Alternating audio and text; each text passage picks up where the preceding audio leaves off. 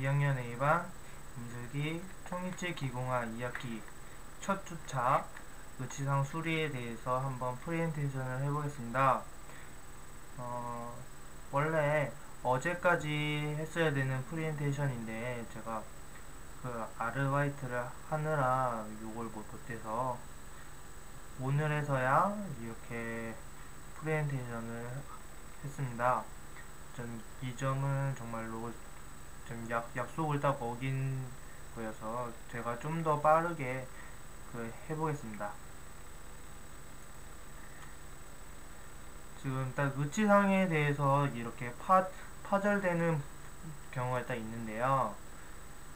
지금 첫 번째 사진에서 이렇게 저기 두 번째 여기 사진 보시면은 이렇게 파절이 딱 일어날 수 있다는 걸 확인할 수 있었습니다.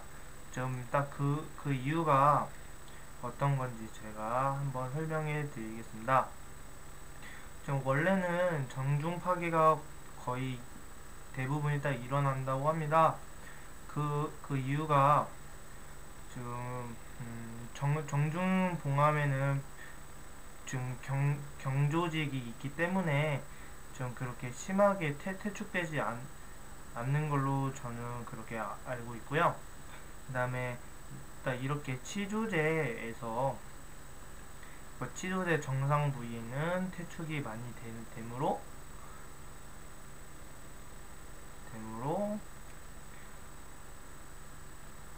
잇몸이 많이 변형이 많이 온다는 걸로 알고 있습니다. 그래서 좀 퇴축이 하기 시작을 하면은 저희가 처음에 만들어진 의치상에서 좀 치조제 부분은 붕 떠버리는 거기 때문에 지금 환자들이 좀 총이치를 착용하시는 분들께서 저작 운동을 하다가 좀 퇴축하는 그 공간만큼 좀 좌우측으로 좀 한쪽으로 쏠리고 반대쪽도 쏠리고 그러기 때문에 지금 시소처럼 그렇게 정중봉합에 의해서 왔다 갔다 그렇게 합니다. 지금 그래서 이렇게 여기 세 번째 사진 보면은 이렇게 파절되는 이유도 그런 원리 때문에 응력이 가해져서 이렇게 파절이 되는 이유입니다. 지금 제가 2학기 때 의치상에 대해서 수리는 어떻게 해야 되는지를 배우는 시간인데 지금 이 동영상을 보면서 제가 한번 정확하게 한번 배워보도록 할 텐데요. 좀 1학기 때는 이렇게 만약에 좀 파절이 되었을 때 어떻게 수리를 해야 되는지 너무나도 궁금했습니다. 근데 요런 선행학습 동영상을 보고 그 다음에 내일 모레인가 글피인가 지금 그때 총이치 실습을 하면서 한 번 더 좀 배워볼 텐데요. 일단 의치상 파절 원인에는 좀 여러 가지가 있는데 첫 번째 기공 과정의 결함입니다. 처음에 왁스 제거가 불충분해서 그런 걸 수도 있고요. 아니면 인공치 배열을 잘못해서 파절이 일어나는 경우도 있고요. 그 다음에 매물제 제거 과정에서 너무 많은 압력으로 좀 매물제를 제거를 해서 그런 경우가 있고요. 그 다음에 연마 과정에서 파미스나 아니면은 연마할 때 좀 너무 많은 힘을 주거나 아니면 연마 과정에서 너무 많이 깎여서 얇아지는 경우에 조금이라도 힘을 가해지면은 파절이 되는 것입니다. 그러므로 연마 과정은 꼭 깔끔하게 덜 깎이게 해야 될 것 같습니다. 그 다음에 강한 충격과 그 다음에 재질의 피로. 그러니까 1학년 때 좀 피로 강도라고 배웠는데 좀 피로 강도가 아마도 그 재질을 사용하다 보면은 계속 누적되는 좀 강도가 누적이 되기 때문에 좀 그거를 견디다 못해서 파절이 되는 거고요. 그 다음에 으치랑 수리 분류에 대해서는 지금 이렇게 단순 수리와 복합 수리가 있습니다.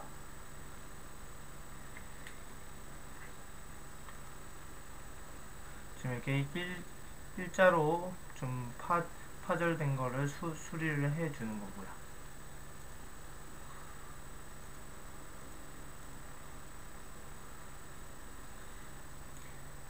그 다음에 수리 과정입니다. 제가 아직 좀 이론으로도 좀 못 배웠고 실습도 경험하지 못했기 때문에 이거는 한번 이론적인 좀 지식을 베이스로 해서 한번 실습에 임하도록 하겠습니다.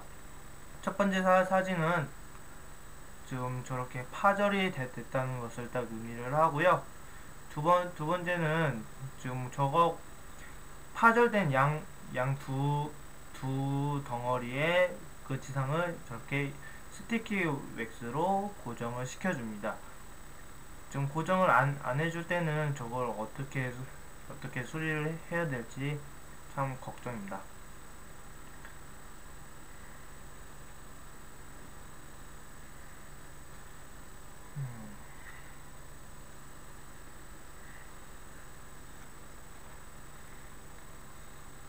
그 다음 우측 첫 번째 사진으로 넘어가겠습니다. 우측 첫 번째 사진은 좀 좌측 두 번째를 저렇게 봉합을 한 후 그 다음에 모델을 저 모형상에서 저렇게 붙여놓고 끼워놓고 저기 고정된 거를 다시 빼줍니다. 그 후에 지금 레진으로 인절미 상태로 다시 만든 후에 다섯 번째 사진, 우측 두 번째 사진처럼 저렇게 저 부분에 레진을 채워줍니다. 그 다음 여섯 번째처럼 깔끔하게 마무리를 시켜주는 거고요.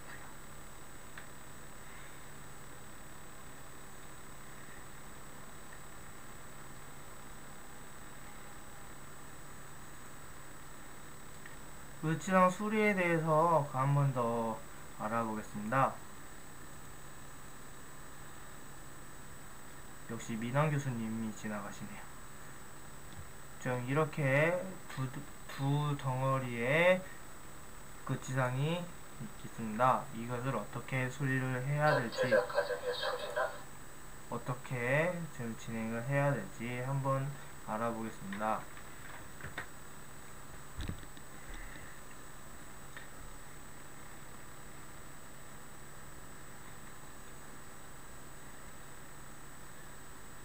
이렇게 맞는지 한번 확인해 보고요.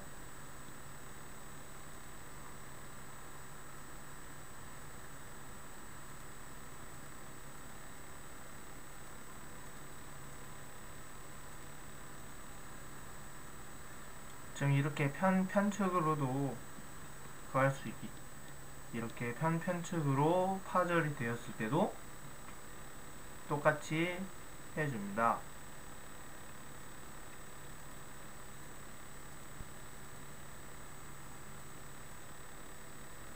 좀 수리 방법에서는 이렇게 세 가지가 있는데요. 스티키랑 그 다음에 도우 믹스랑 그 다음에 플라스크 이게 있는데요. 일단 이렇게 정중선으로 정중 파괴가 일어났을 때는 이렇게 고정대를 이용해서 스티키 웩스로 이렇게 고정을 시켜줍니다.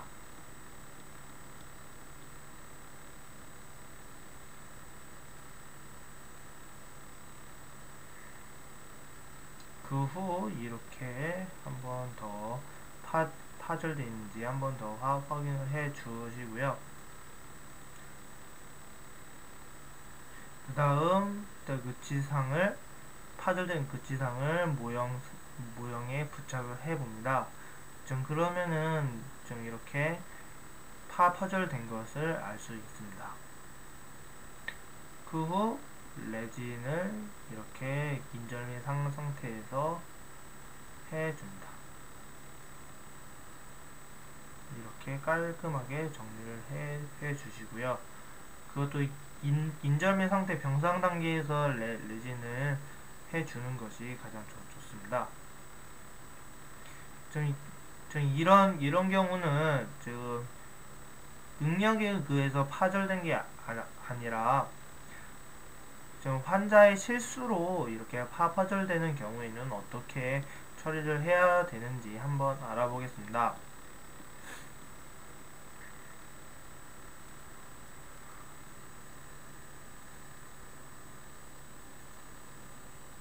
지금 좀 파절된 좀 부위랑 맞는지 한번 확인해 주시고요. 정확하다면 그 위에 스티키 웩스로 이렇게 도포해 줍니다. 왁스가 굳어지면 석고로 빈틈없이 채워줍니다. 이런 식으로 말이죠.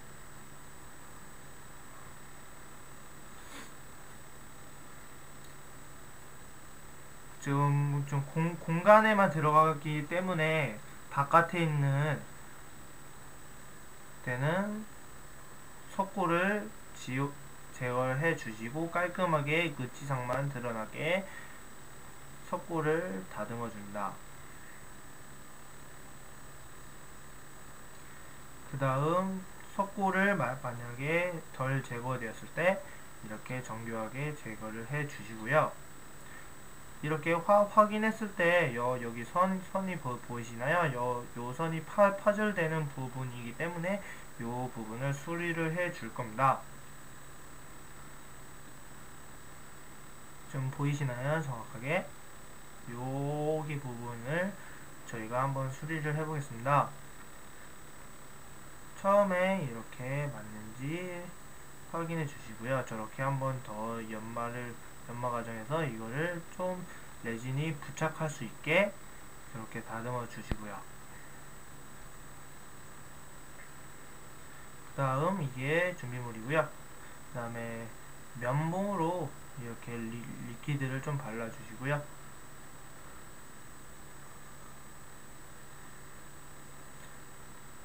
그 다음에 요 액체를 제가 잘 몰라서 요거는 다음 시간에 다시 설명을 해드리고요.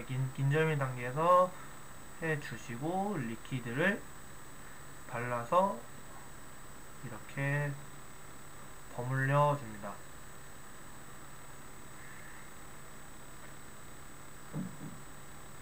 깨끗하게 해주는 게 관건이죠. 그 다음 면봉으로 다시 살며시 해줍니다. 그러면 이렇게 수리가 끝났고요. 그 다음 라이트 큐어로 라이트 큐링을 합니다. 그 다음 석고를 제거를 해 주시고요. 그 다음 연마를 해 줍니다. 연마할 때 많이 깎으면 안 되니까 조심히 깎을 부분만 깎고요. 그 다음에 퍼미스까지 됩니다. 그 다음에 완성된 겁니다.